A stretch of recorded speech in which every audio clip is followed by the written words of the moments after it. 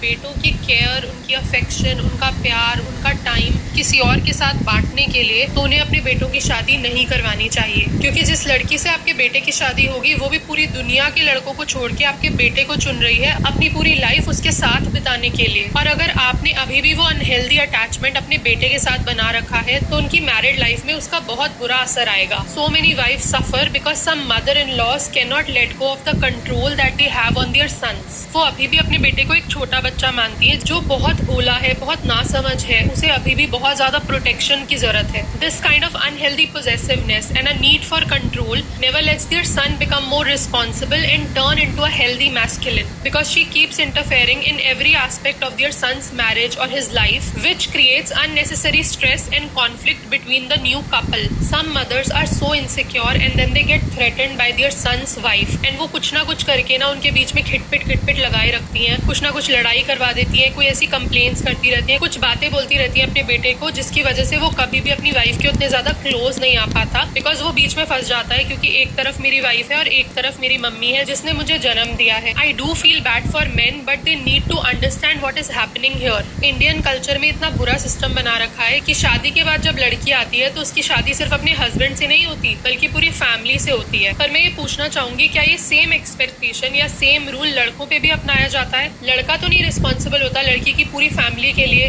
वो तो नहीं जाता उनके हर एक मैटर्स को रिजॉल्व करने के लिए, या लड़की के पेरेंट्स आए दिन उसके बारे में तो कंप्लेंट्स नहीं करते जैसे लड़के की माँ करती है। ये अननेसेसरी कंट्रोल और इंटरफेरेंस ही है जिसकी वजह से आज इतनी ज्यादा मैरिजेस स्पॉइल हो रही हैं। तो अगर आप रेडी नहीं हो अपने बेटे का टाइम, अटेंशन, उसका प्यार किसी और के साथ शेयर करने के लिए, देन इट्स बेटर कि आप उसकी शादी ही मत कराओ, ताकि आपके बेटे को भी अननेसेसरली ऐसी सिचुएशन में फंसना ना पड़े जहाँ पे रोज रोज उसे अपनी लॉयल्टी का टेस्ट देना पड़े। And if men are also not ready to take these new roles and responsibilities, then they should also be very honest with themselves and not get married. If you cannot meet your wife's needs, then you also don't have the right to enjoy the privileges. वो